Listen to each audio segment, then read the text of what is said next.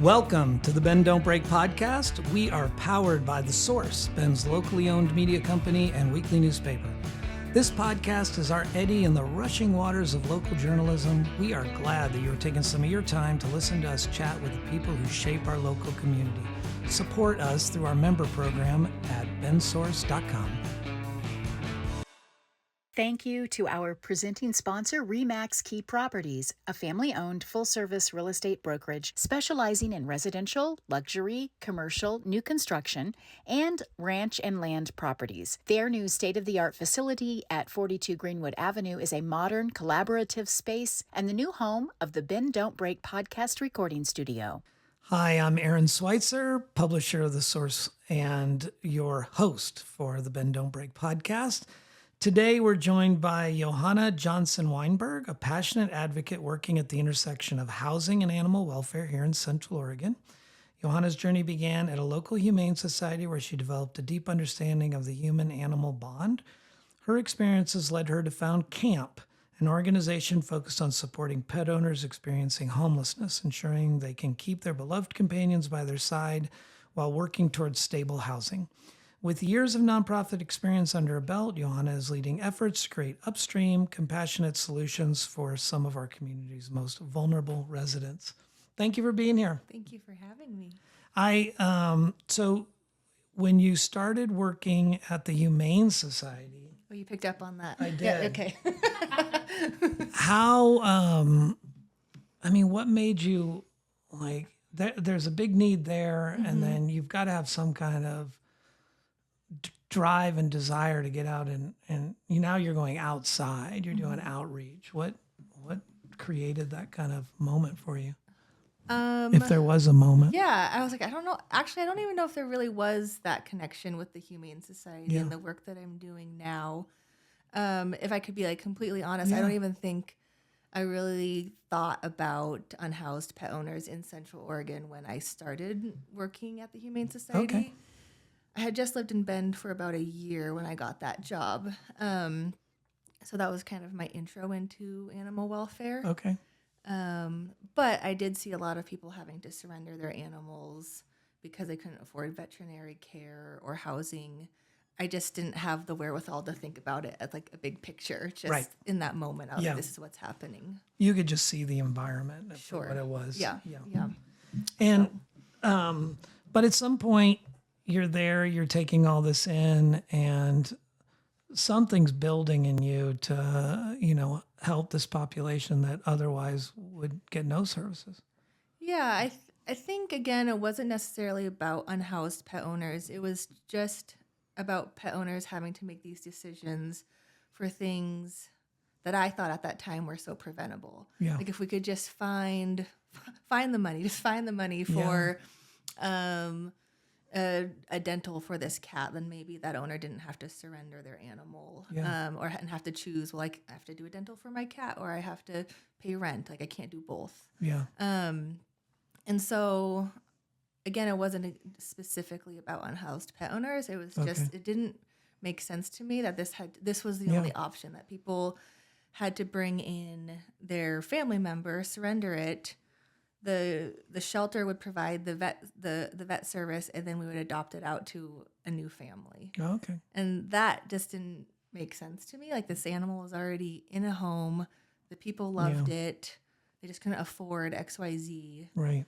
So then to have someone else to step in and provide the care and then adopt it to a new family seemed really weird to me. Yeah. I think that was kind of the spiraling.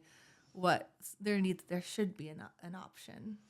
So maybe explain a little bit how camp works and how you get the message out about that. Yeah, so I founded CAMP, Companion Animal Medical Project, February of 2020 is when we held our first clinic. Wow. And we held it at the Bend Methodist Church. And at that time, I was working at Bend Pet Express, and they had given me the kind of green light to just do a little passion project of mine, and that was I wanted to offer free vet care in some capacity to some population that couldn't afford it. Most everybody has trouble affording. Yeah, I know. I mean, it's a pretty big spectrum of care, right? So whether it's a dental or vaccines, like there's, like you said, it can be expensive. It can be very expensive. So I met with a caseworker who was working at Ben Methodist Church at the time, and this was pre-COVID. So it was the only place in town that allowed people and animals indoors together. Okay. And they would offer shelter, like short-term sheltering. Like people could come in there, take naps. They could take a shower. They had a food closet and all these kind of things. And that was, people would come in and have their pets. So we did like a little pop-up vaccine clinic in there, and we saw about like 30 animals. And that was probably the first time that I was really around the unhoused population. And that was kind of my like, oh, well. This is 2020. This is 2020, yeah. Okay. Yeah. And so how do And you're during the pandemic, so it's different. Yeah, like right before everything shut down. Yeah. Yep. Right. So, yep. And then everything shut down in March. And so we could no longer be indoors. So then we pivoted to going outdoors. And we would drive, we had a little spot, like there was no Mosaic medical van. There was a shower truck, and they were all outside, like Juniper Ridge, like the backside of Juniper Ridge, before kind of what it is known as now. And people kind of just started like walking out of the woods with their animals, and they're like, there's a vet here, and we're like, there's a vet here. We started vaccinating. Yeah. So to me, I'll get to your original question, I promise. Oh no, you don't have to. Just go with the flow. Right. To me, it was kind of like, oh, we need to go to where like the people are. Like that seems like that's where we're going to make the most impact. Yeah. So then we really kind of became mobile, and just kind of started driving around I just started to learn what organizations existed. Hey, we can show up and we can do vaccines. Are you interested in partnering? The answer was yes. So we started working with like the Shepherd's House. I think like the shelter off like Revere. I think we were over there. And you're not a veterinarian yourself. No. You're partnering with various medical professionals. Right. Yes, I am not a veterinarian. Because that's a whole nother whole nother step of coordination. I mean, if you were a veterinarian, then this would be the story of one person's it's not crusade. But this is so much more challenging because you've got to coordinate, get those resources, get the cooperation of the veterinarians, and get those veterinarians out to these on board populations. Yeah, that was a big pitch. We were working really closely with Plateau Veterinary, and I started to sell it to different local veterinarians that you're seeing these pets in general. Like we don't have this resource right now. So generally what I assumed was happening is that these local vet clinics were getting these cases, people coming in, needing care for their animals, and the veterinarians either had to do pro bono work, not get any money for it, or send this animal away, which never probably feels that great. So when we started kind of getting some financial and some money in, we were able to be like, well, can you give us some type of discount? So like, we'll pay something so you don't have to completely call it a loss. Yeah. We're helping an animal. Yeah. And then that kind of something better than pro bono. Yeah. So that kind of started to build. And now we like, and also our clinics are 2 hours a month. I know vets are very busy, but I'm like, it's 2 hours a month that you're donating your time. Like it's not a huge ask. Yeah. And so we have a huge network of veterinarians and clinics that volunteer their time with their staff. About how many clinics do you work with? Oh, 10 to 12, I would say, that's throughout great. Central Oregon. Yep. So we do 2 to 3 clinics a month, 2 hours long. Okay. We have different clinics, and they'll bring the vet, the SABT, assistants. And they all go outreach. They're all outreach. So we kind of we have outreach, and then we have like stationary clinics. Okay. So like our quote unquote camp clinics are held at a specific spot every month. Okay. So like we're at the Lighthouse every month, which is Ben's low. I'm blanking on the word now. Threshold. Yes, low barrier. Oh, barrier. That's the one. Yeah. I was like, what? I say that every day. Low barrier shelter. And then in Redmond, we're at Antler, which is like an entrance to a big, large, unhoused community. Okay. And so those are like stationary. We're there, people know to expect us at this day, at this time, monthly. And then we have like our outreach where we'll go into the camps and kind of do like more like on-site supportive care there for people who don't have access to transportation.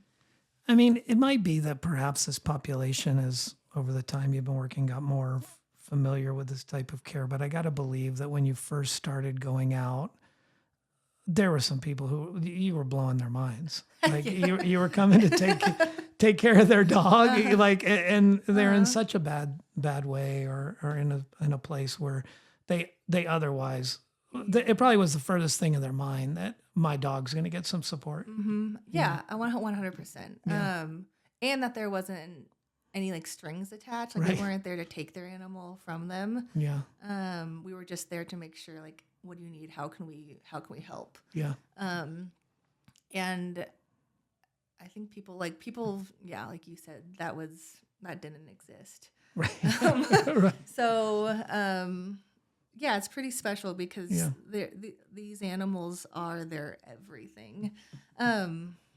And people, will go without finding shelter, finding housing if they can't keep their animal. Right. So keeping them like happy and healthy and fed is just generally their utmost priority. Yeah, I mean, there's all kinds of barriers to housing. Having an animal certainly is one. Do you encounter that quite a bit out there, where there are people who otherwise might be in housing if it were not for the fact that they had their pet and loved them? Yeah. I mean, I think, so we help with vaccines, we help with spay and neuter, Deschutes County dog licensing, pet deposits. So these are things that we're trying. You do help with pet deposits. Okay. Yeah. So we started doing that like about 2 years ago. Okay. To remove that additional barrier for folks. So that's kind of like the preventative, so we can get all that stuff done to kind of set them up for success to move into shelter or housing. I think probably the hardest thing is people acquire a lot of animals.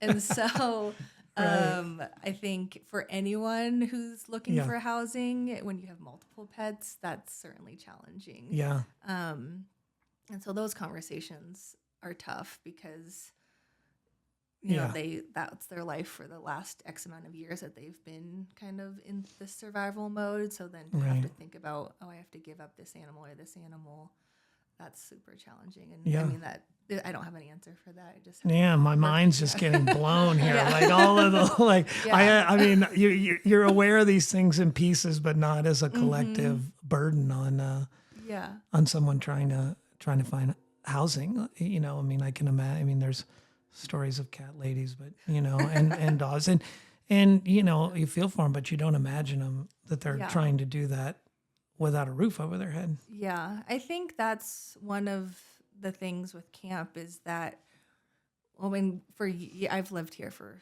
12 years, and you always hear like Bend is like the number one animal dog town per capita. Like there's all these like big like asterisks, and that we're like so proud of it. And I think again, for anyone either currently experiencing homelessness or looking for housing, it's very challenging.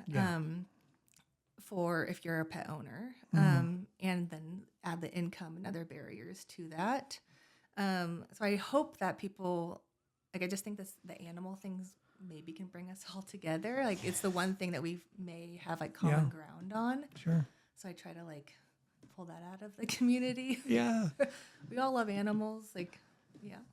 Well, you certainly do get a look at when you see someone who's houseless and they have a pet. I mean, and maybe it's just me because I have several, but your heart goes out to them. I mean, and not to say that it's even conscious, but a little more because it's a caring individual. And you see the affection they have for the animal, and it's just like breaks your heart. You think that the two of them are just making their way. Yeah. And it's a hard row. Yeah, I think a lot of folks, and I was one of those individuals. If I drove by someone and saw someone on the side of the road and saw an individual and a dog, I'd be like, oh, poor dog. And it took me a really long time to change that mindset to be like, oh, No, there's a person there too. Yeah. There's a person standing out, with no shade. It's 100 degrees. It's hot out. I don't know when they had food or water. And it's so easy to look at this animal and think all of that. But for some reason, we're just so accustomed to ignoring that person right there. So we're trying to make there's two beings there. Yeah, right. Let's get back a little bit to you and your process. Like again, there's just so many leaps to getting to where you are. And, when you were last talking about it, so you go out for your first couple visits on the mobile. What makes you take that next step to like, okay, we need be a service provider? I mean, you go from being an caring individual to being kind of programmatic. Yeah. And how do you get your first funding? What makes you want to reach out to the vets? Like, oh gosh, it seems so long. You ago. could just, there's so many, you could just donate, you could have just donated money like a lot of other people and felt good and gone on, but you didn't. Yeah. Well, I think we knew right away that we needed to become a nonprofit to make it sustainable. I do remember the first time I got $1,000 check and I started crying. And I was like, oh my gosh, like someone believes in me. This is amazing. And it really just started pretty grassroots. Yeah. Getting the vets on board in the community. I was working full time through the first, but we started working camp full time about 2 years ago. Okay. So while developing camp, I was working full time. So I was taking calls and texting between my real job, quote unquote. Right. So doing all of that. But just getting donation platforms out there. Do you do a lot online to solicit? Online, social media. We started, bigger grants probably started coming within the last year or two. And those grants, they're not even in animal welfare, to be honest, in grants. They're mostly human welfare grants that I'm seeking because I'm really honing in on, we're helping the human at the end of the day. We're doing animal type services, but we're doing it to help this person exit housing or homelessness. Well, it's they're taking care of, it's their responsibility. The burden's on them. You do care about the dog, but yes. And I imagine there's quite a few more resources if you come at it from the human angle. There are. Yeah. And so we, right now we're contracted with the city for Juniper Ridge to provide outreach and supportive services there. So just grants, working really hard to find grants and then soliciting community support through individuals and businesses and sponsorships and stuff like that. So you don't have another job now. This is your job and you're fully invested. 7 days a week. That's an incredible story to have moved from that somewhat of a niche passion and have developed into this fully formed nonprofit, which the city's relying on you now. Yeah. I hope so. Animal welfare, human welfare, we know it's all connected. And we live in a community that I like to believe cares full spectrum on the both. I think, there's always some problems within there. But I do think developing our program and me focusing on an outcome, a positive outcome, we're reducing the number of unplanned litters out in the camp, so those puppies don't end up getting sick from parvo and dying, or ending up at our local shelter, which then the shelter has to take on. Right. So prioritizing spay and neuter out in the camps. Prioritizing vaccines. Do you do a lot of that as well, spaying and neutering? Oh yeah. Yeah. That's number one. Yeah, that's my heart project right there. Right.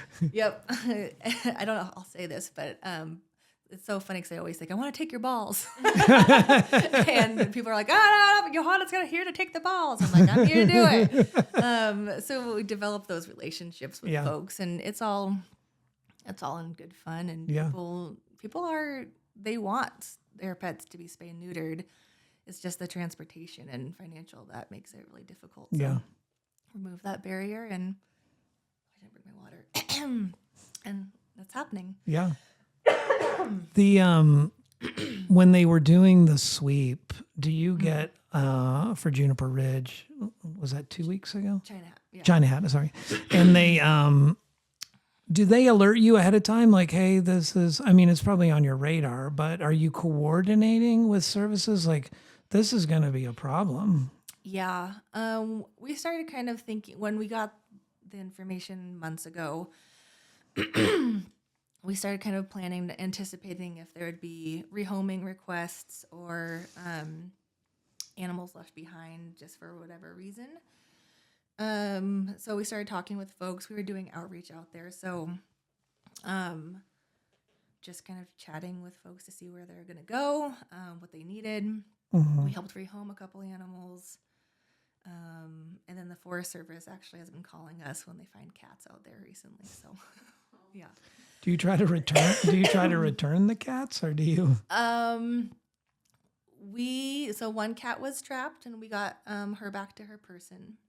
One cat is now at our office. And then there's a couple more cats out there that we're trying to coordinate trapping for. Yeah. So we know the owners, and yes, we'll try to get them back. But after something like that, where you find an animal, I mean, you take it on as your organization's responsibility to try to you'll go find those folks. If we can, yeah. So like if we know an owner, the cat that's at our office, he was kind of like a community cat, didn't really have a specific owner. Okay. So we talked to one person who was like, yeah, he's kind of my cat, but not really. But I haven't been in touch with him, so the cat's just chilling with us. He's a cool cat, so I'm not mad about it. Right. How many animals do you have in your space? Right now, like as we speak, there's 2. Okay. So we have Tobias is the cat, and Junior. He was hit by a car 2 days ago in Redmond. And the owner took him to the emergency clinic and asked if we could help, and we said yes. But then as we got to talking, they wanted to surrender him because taking on that responsibility and him recovering out in dirt was a lot for them. And, it is. I think it's a lot for anyone. Yeah. So Junior's surrendered to us, and then we're going through hopefully saving his leg, and then he'll be up for adoption through us. Yeah, and then you'll rehouse. Mm-hmm. Yeah. How many? What's your capacity for? I mean, you're not a shelter, so even though you got 2, I laugh because I should probably say no more than I do. I'm just also in this mindset is like we'll figure it out. And we have a really good community, so if I put out an ask, generally we can get help pretty quickly. Yeah. So in our care, I mean, like last summer, I think we had like 20 some puppies and like in foster situations. Yeah. So that was too many. 20 puppies. Yeah. Like for me, I was like, that's too many. Yeah, I don't want that many. Yeah. Yeah. But they all found homes. Yeah. So, yeah, but I mean, every day is so different. I might just have like a really slow office day. I might wake up to 3 emergency texts. Yeah. Today someone needs me to transport, and I was like, I can't do that today. I don't have time. So it's. Do you still go out to the camps on like a sunny Wednesday? It's like, let's go. And we're out there. So we have an outreach navigator. He's on our team. And so we're in Sisters, Redmond, and Bend. How big's your team? 3. 3 people. Mm-hmm. It's, Yeah. That's a lot. Yeah. So we have our outreach van where Liam's going out to China Hat, or was China. He wasn't China Hat. Juniper Ridge, Redmond, Sisters. We're working on La Pine. And then on top of those outreach sites, we're also having our clinics, our full service clinics, and that's 2 to 3 times a month. Jeez. Yeah. And each time for our clinics, we see probably like 40 to 50 animals. And then our outreach, depending on the location, 10 to 20 at our outreach. So it's a lot. And I should say that our clinics are open to like anyone. So Right. We're not like doing income verification when we're at the Lighthouse or an Antler. Yeah. Or really anytime. Like if someone comes up and they say my dog or cat needs a vaccine, like we're gonna do it. We're not gonna ask for like specifics. Don't advertise that. Yeah, I know. We get a lot of calls. Yeah. We'll do vaccines. That's fine. Yeah. How many animals do you touch in some way or another over the course of a month? I was trying to do the math as you were listing it, but then you're doing so many things. I lost track. I apologize. Yeah, it's okay. Let's say on average, we'll say 30 animals a clinic. So if we do 3, so that's 90. Yeah.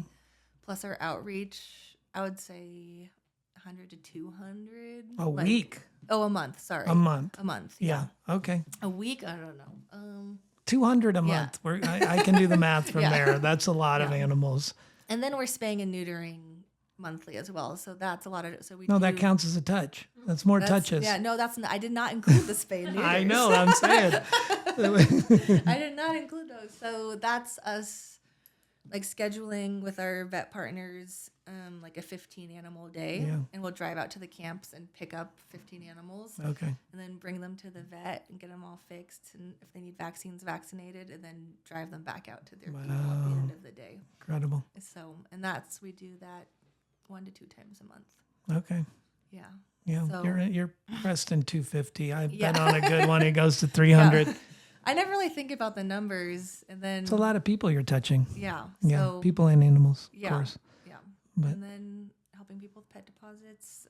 With Cleveland Commons, the permanent supportive housing. A lot of folks had their animals come with them, so we were helping with getting them into permanent supportive housing, working with their caseworkers and making sure the animals were vaccinated and had all of that stuff. Wow. So, in your, philosophically, you're coming, I don't know what your position is, but you're coming in contact with a lot of people in different situations.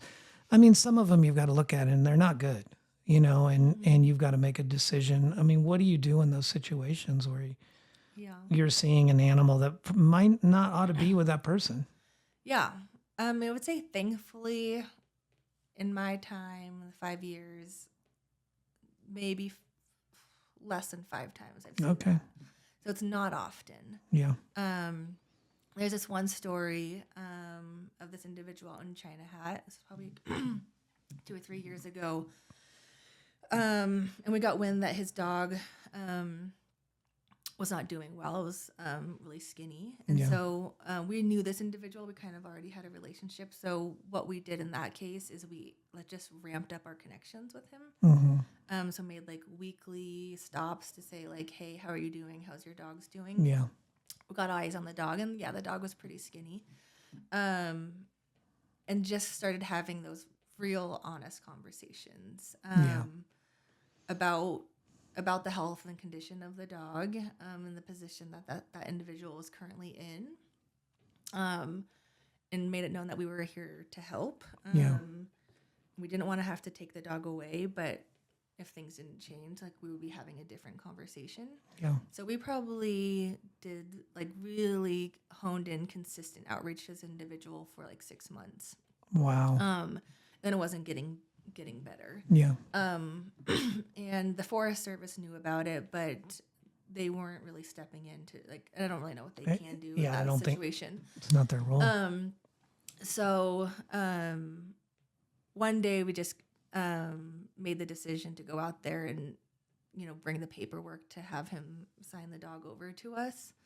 And it was one of like the hardest, saddest conversations. Yeah.